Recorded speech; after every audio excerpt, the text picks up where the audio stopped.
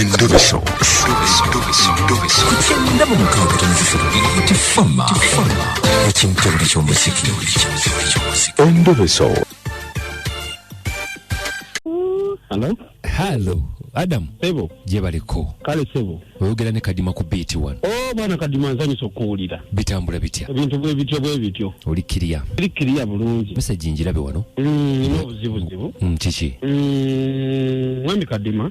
Nina mukyala wange. Yajja n'angamba mu mpoli nazaala wange kasente. Maama we ninkwata akasente nenkamuwa. Akasente bwemala okukamuwa omukyala mugambi banja akasente nazaala alinga aganya okukasasula. Ati omukyala wange ye nkimuggyemu okusinziira ku byenda bye bigenda mu maaso kuyita gy'oli ng'onkubirira nazaala oyo omugambo omukaayagala sente ze. Eyo ensonga eyo kubanga ndaba ebiraga si walungi. Nina obuzibuzibu embeera si nnungi. Abaana baagala kudda ku masomero. Adam. Nazaala afuuse gwekanye netampa kasente kange. Adam. Nsonyiwa okuseka mukko naye. Oseka munnaye nnaku ya kisajja. Nkitegeera nnaku ya kisajja naye omuwala lwaki tomugamba n'abanja maama we. Byamulemeredde. Byaganye. Mbiraka byaganye kyobola nsazeewo mpite ku leediyo. Si ku leediyo ate ogenda banaawo omulangiriza nnyo. Ate kati kyayagala kubanga singa abadde ayagala bya mirembe yali badde akwata akasente kange n'akamba. Bw'abanga nazaala wo oba ofa ki? Ate kati munaye nkole ntya nange ebintu binnemere. Maama okimanyi nti maama wo. Ekitegeeza ekyo si nsonga naye. Kati bw'aba maama wange kitegeeza kulemera kasente kange.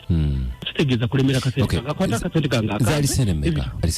Zaali emitwalo 12. Nemugambye emitwalo 2 gimuyambeko mu bizinesi ze ne 10 balinzirize. Emitwalo 12. Sebo. Obanja nazaalawo bw'otyo. Anzirizeko 10 lyange ebiri kuba gyonna gimuwa agikozese mu bizinesi ze. Tuganye naye anti njala tukikwata empola tusobole okugguka. Kati akwata akasente akampi kintu kyangu nnyo. Kakati omukubirako n'oyogerako nayo banookola ki? Okumukubira takyakwata simu zange oyo omukyala gola. Tegeeza wamukubira dda. Simukubira kale namukubirako awo nende ndaba nga tagira bulungi. Njagala mbuulire ekituufu maama wamukubira oba tomukubirangako? Simukubiranga. Tomukubiranga. Guno gwe gusoose. Ate ng'oŋŋambye nti essimu zo nga tazikwata.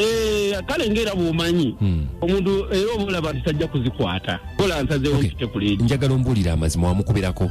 Simukubiranga. Tomukubirangako? Ng'okumuwa ekitiibwa kye naye nga nkimanyi tajja gikwata. Kyekigaana omukubira. Kyova ola nsazeewo mpitewo Akadima anyamba amunkubirire. Kakati nze mbadde nkuwa magezi. Sente ezo si nnyingi ntono. Kadima sente nnyingi mpozi kumwenga mwe mulaba ntono. Nedda sikulaba nga ntono. Kale nnyingi sijja zigamba nti ntono ziyinza okuba ennyingi naye ku maama nazaalawo lwaki tozimulekera ne kiggwa? Kadima naawe laka togenda kunnyamba kati ku kyendaba. Nedda. Mpite wano ku leediyo ze mwegambire. Namwandu kasula ekyanuuna. Namwandu kasula ekyanuuna kwata sente zange ozimpi. Ate ni musajja munaku ntambula mpita Katonda. Kimanyi lwaki tompa sente zange? Nedda sooka owulirize. Sente zange nnyabo ozimpe. Tukwatagane. Tukola bya mirembe. Tolangiriza.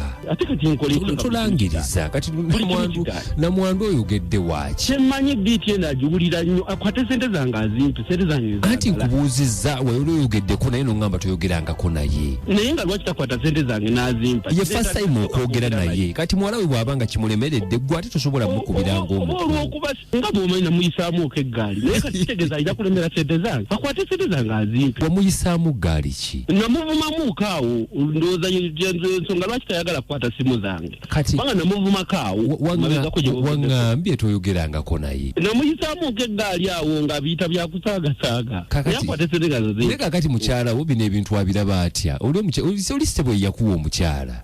Mukyala wange ate saabasasula bammanja n'abasasula buli kimu n'enkikwata n'ekiteeka ku mmeeza tebalina kye bammanja era tebalina kye bagamba. Bino birala na biri birala tebalina kye bayinza kuddamu kuŋŋamba kuba tebammanja yadde akantu bwe kati buli kimu nakibawa bakwate sente zange bazimpe kitegeeza namwandu kasula ekyanuuna kwata sente zange. Toyatuukiriza linnya lya mukazi. Bamutegere ne ku kyalo nti tugenda kola bwe tuti. Nsaba nkukubireko nga tetuli ku mpewo twogeremu emitwalo 10 mitono. Kadima tonkubira mukyala namwandu kasula ekyanuuna. Namwandu sigenda mukubira naye nze mbadde nsaba mugamba mpe sente zange bw'aba tasobola ekigenda kyonna kyonna ekinaddako tambu nkuwa offer ekigenda okuddako okumubaako tambu nkuwa offer kyonna kyo ngenda kuwa emitwalo 10 egyo nze njikuwe okite namwandu omuleke. Naye nga lwaki sente ziva mu nsawo yo ng'ate naziwooli saagala bujozi. Oyagala sente oyagala ki? Njagala namwandu kasula yennyini Adamu oyagala emitwalo 10 oba togyagala njagala kwati sente zange azimpe namwandu kasule ekyanuuna kwa oliose n'omujja ate abanja nnyazalayo bw'ati mugambye muwebe nyumirwa omuziki n'ebisesa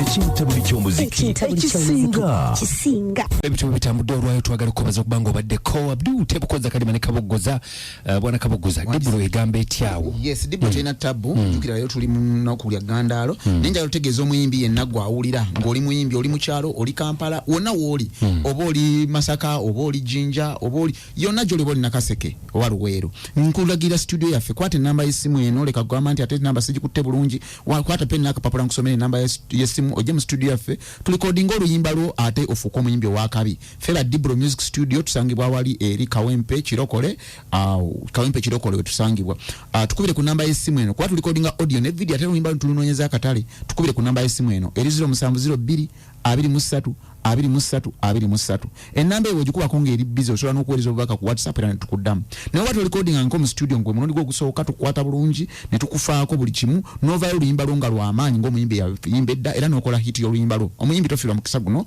nkubira ku simu eno twogere oba yenna akwata esimu ajja kunnyonnyola eri 0702 23 njagala okuwaayo akalimu wano gwe omulungi awuliriza Beat FM ekindalu ky'omuziki ekisinga negamba nti bano beetaagayo abakozi okubanga mukola mu Kampala wano n'emiriraano nga ba housemaids ba store keepers ba packers ba house helpers babagamba nti mwenna babeetaaga emirimu egiri saako ne ba sales agents nga musobola okubeera bakitunzi abalungi ennyo bagamba nti babeetaaga kale bagamba nti mukwano gwange essimu gyogera okubanga okubako ebyokulya n'ebyokusula bakuwaawo essimu eri 07 Nyamusanvu 86 29 70 07 8 29 70 ne 07 59 emunya mukage mu 07 59 emunya nkaga mwemu hakuma atakumira mpera tukwaragana encha mu program ekibi ajigenze kitya n'ekibimba nzija ngina kubangamba wa mbere bulungi for now